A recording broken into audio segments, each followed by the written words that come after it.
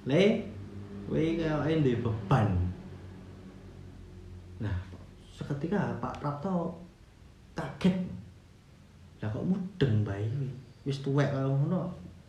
Wah, sakti yo gek-gek.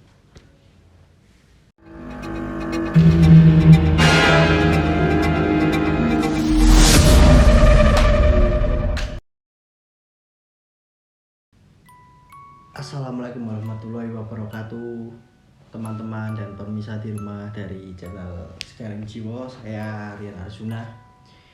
Di video kali ini saya akan bercerita tentang pesugihan Nyi Blorong. Cerita ini saya dapatkan dari Twitter, namun saya itu lupa nama akun Twitternya, jadi mohon maaf sekali. Dan seingat saya, cerita ini adalah cerita kisah yang nyata. Jadi awal mulanya itu adalah ada sebuah keluarga. Keluarganya itu anggap saja namanya Bapak Prapto gitulah ya. Pak Prapto ini adalah pemilik furniture atau pemilik pabrik kayu di daerah Gunung Kidul.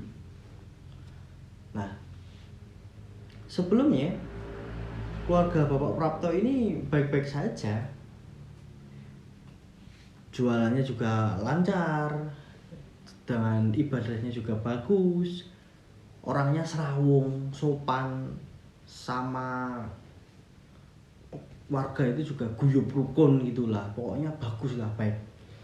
Sampai akhirnya dia itu bertemu dengan teman lamanya. Nah, teman lamanya ini itu mempunyai usaha yang begitu sukses.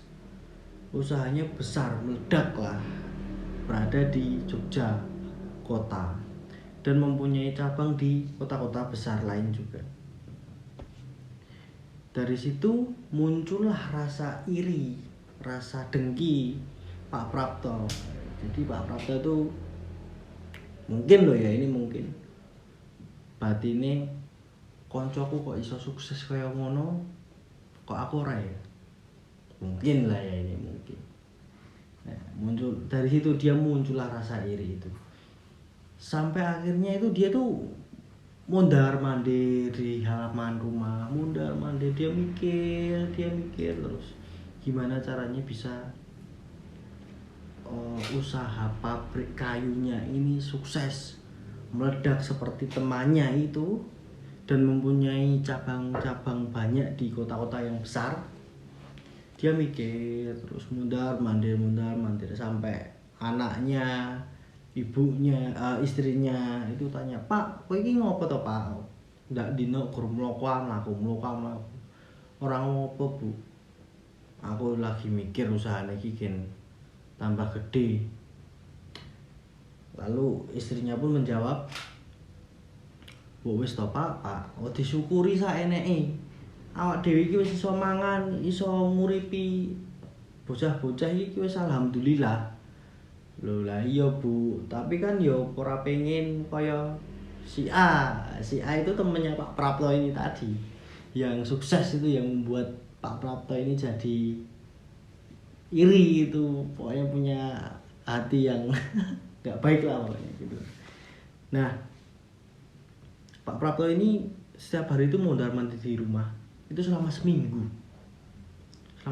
dan akhirnya sampai akhirnya tuh dia bosan sendiri mondar-mandir tuh kayak orang gila ini. Akhirnya dia keluar rumah, dia naik mobilnya itu kalau nggak salah itu carry pickup itu loh. Nah, dia itu naik mobil, kan itu di Gunung Kidul tuh, di lereng gunung itu. Nah, itu dia keluar dari rumah itu nggak punya tujuan, karena dia mikir pengen sukses gimana, pengen mengalahkan temennya itu tadi gimana.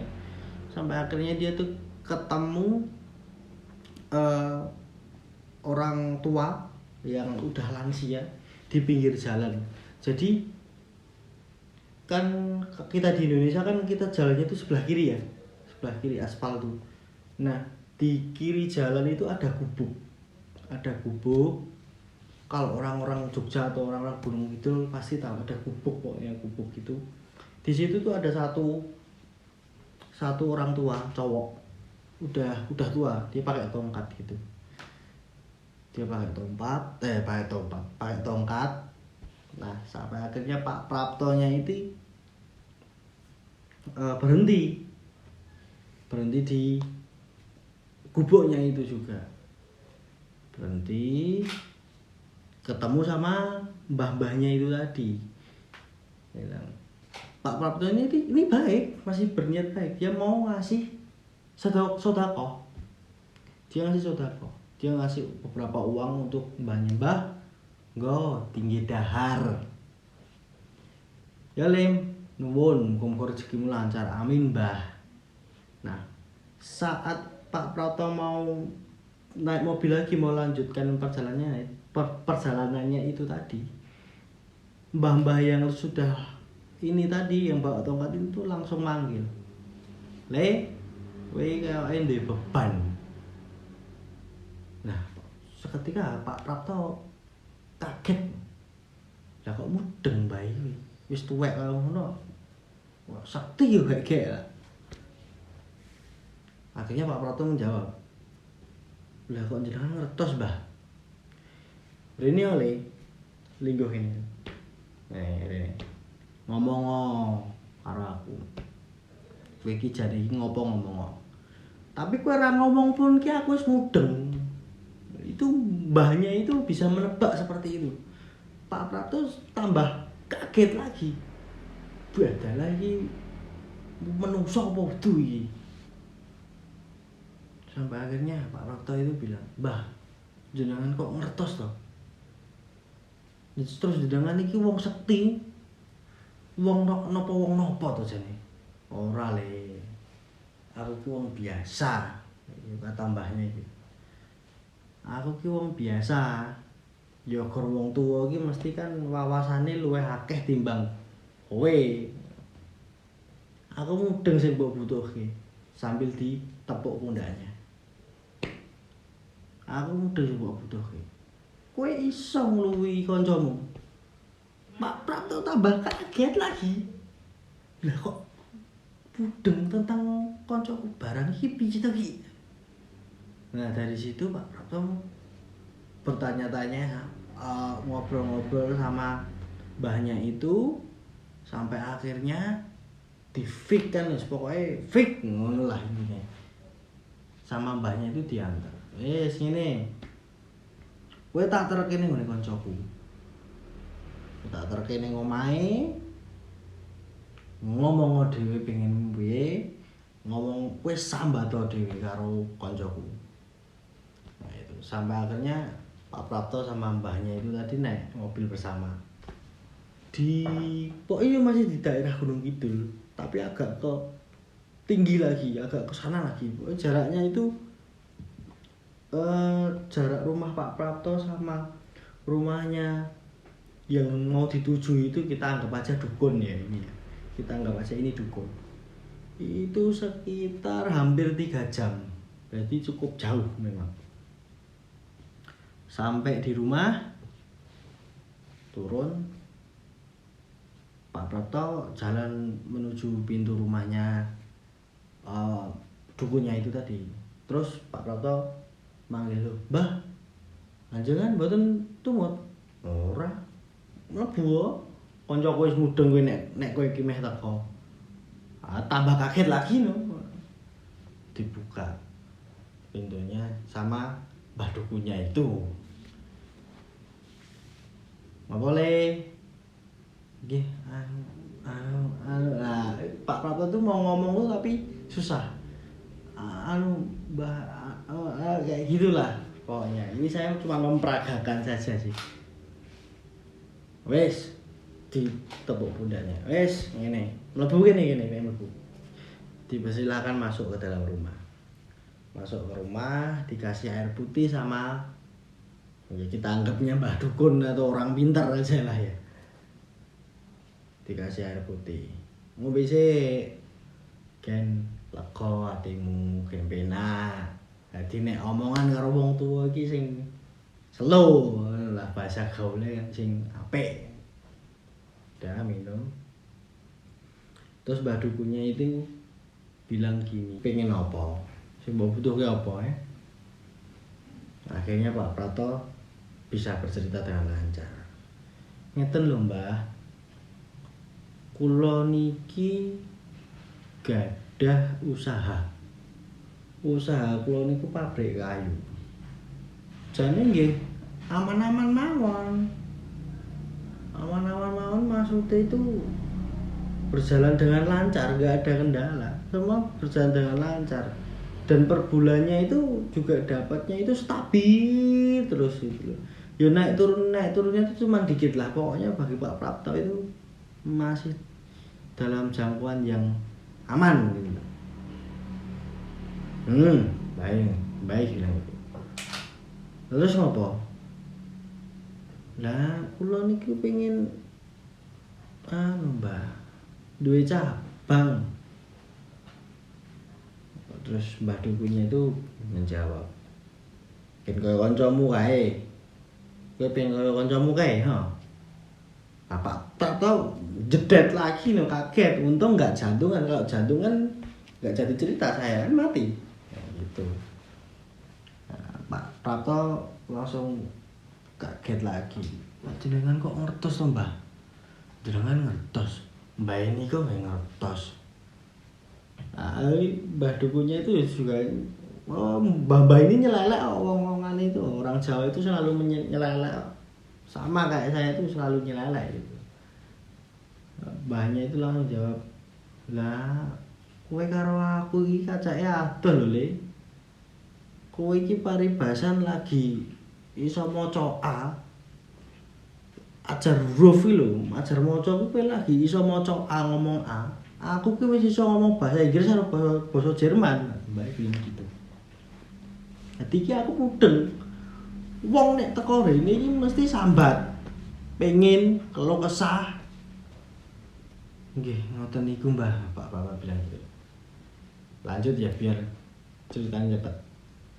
Sampai akhirnya mereka sudah ngobrol, sudah fix keinginannya seperti apa. Pemirsa kan juga sudah tahu lah intinya itu Pak Prato itu pengennya apa, itu teman-teman juga pasti udah tahu gitu loh. Intinya pengen sugih.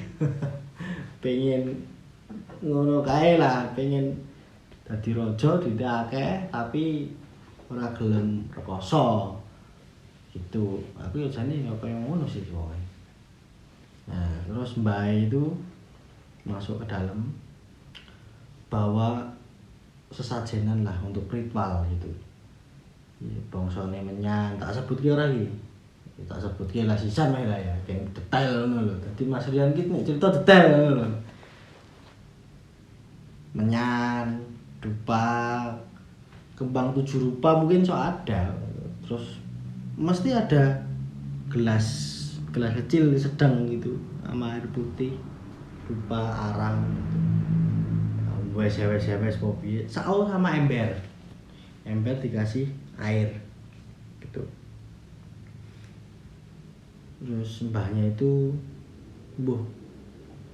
nyanyi apa aku nggak tahu ya, soalnya di cerita di Twitternya itu cuman ser gitu lah. Aku main jelasnya ya piye, berarti ini lagi nyekrim bayi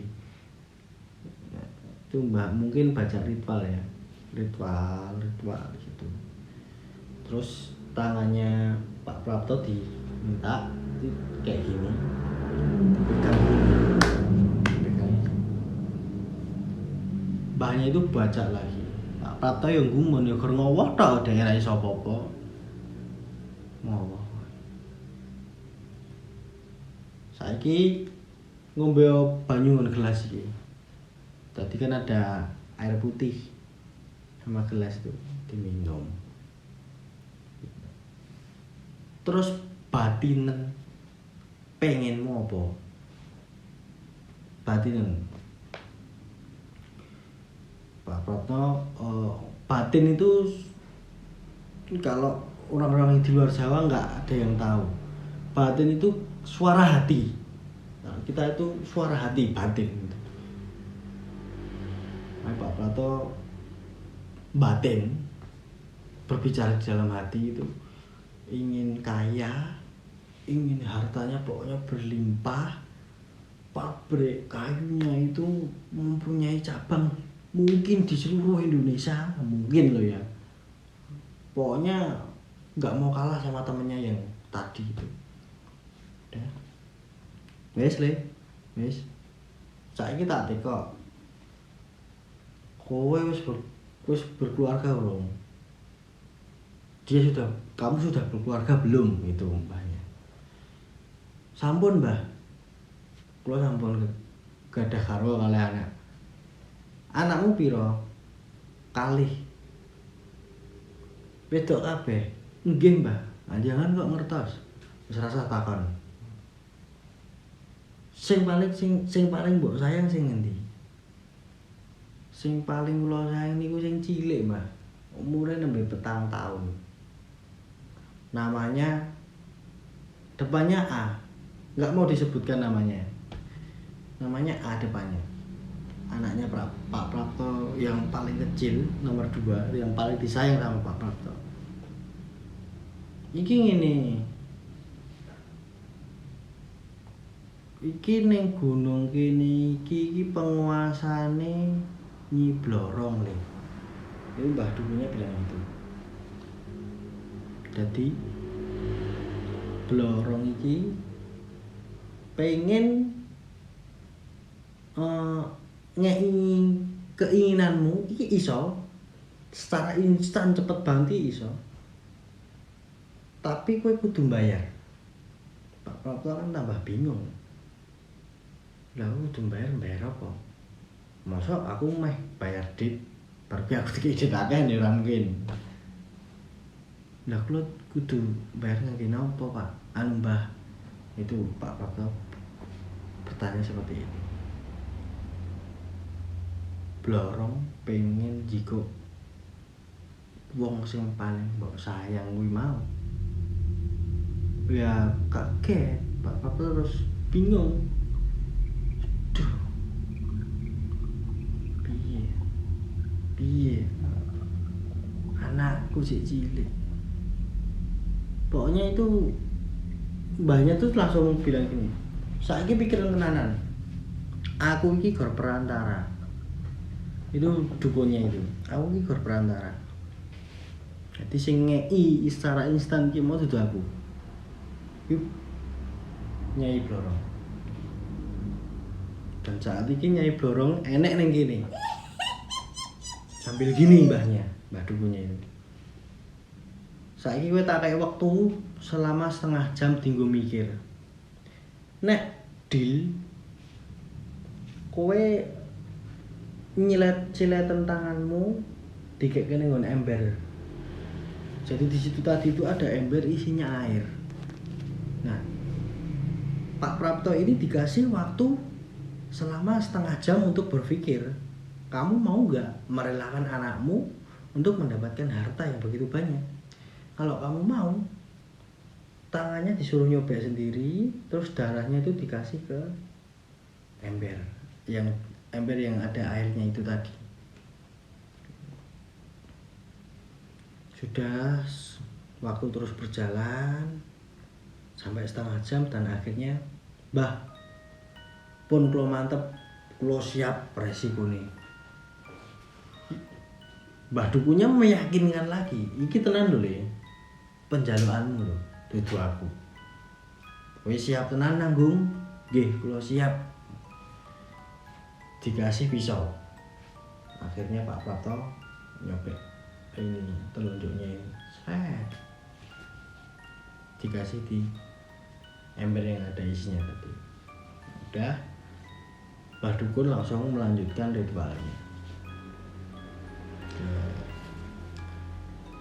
Setelah selesai, Mbah Dukunya itu bilang, wes, ki kowe mulya. Nah, tak andani le. Jam 12 bengi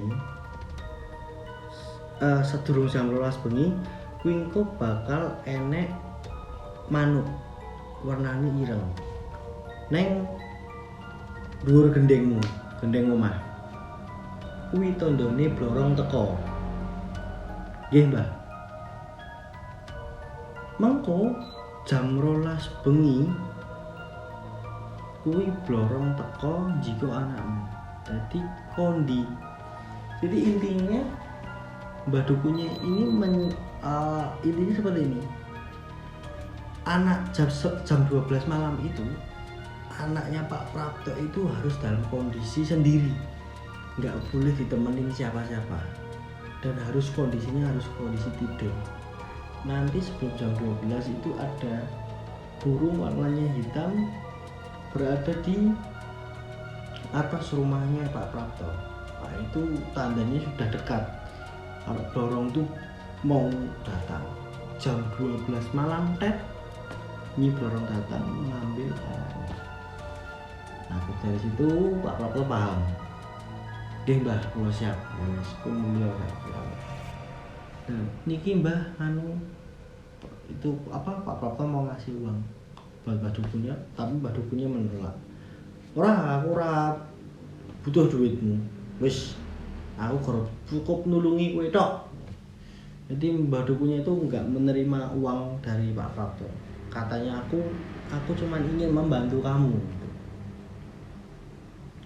Sampai akhirnya Pak Prapto keluar rumah, ketemu sama mbahnya yang di pinggir jalan itu tadi. Piye wis, sampun Mbah. Ya sudah mulai.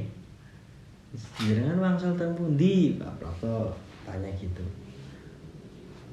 Aku balik nang nggone mau wae. Nggonku ki ning kono. Gitu. Saya juga rada apa ya?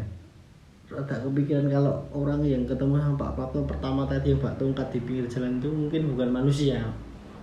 Menurut saya, karena di cerita itu nggak dijelaskan sih detailnya siapa dia. Tapi menurutku itu bukan manusia kayaknya, itu jelmaan. Nah, akhirnya mereka berdua pulang. Itu hari sudah sore. Itu sudah jam 5 sore lah kayaknya. Jadi Pak Prapto itu ngebut. Karena hari itu juga kan anaknya, dia mau kehilangan anaknya dijadikan korban pesugihan itu tadi. Ngebut yang harusnya naik mobil ditempuh dalam waktu 3 jam itu ditempuh dalam waktu 2,5 jam karena saking paniknya Pak Prapto. Udah pulang di rumah, Pak Prapto merasa seperti normal, berusaha seperti normal maksud saya. Berusaha seperti normal. Istrinya tanya, "Pak, kau ngendi? Pak dari mana?" Soko proyek no, karo jalan-jalan nge-fresh karo kota iki gen. Duwe ide piye ke depane gen maju usahane kita itu lho mah gitu. Akhirnya terus Pak Prapto tanya, si A itu anaknya Pak Prapto yang mau diambil. Ya, mana? Itu ada di belakang. Itu sama kakaknya. Itu Pak Prapto itu langsung menuju ke anaknya yang mau dijadikan korban itu. Intinya dimanjain lah anaknya, dimanjain. Kamu pengen apa nak? Kamu pengen kemana nak? Itu pokoknya dimanjain terus. Karena dia Pak Prapto itu tahu karena ini hari-hari terakhir ketemu sama anaknya gitu loh.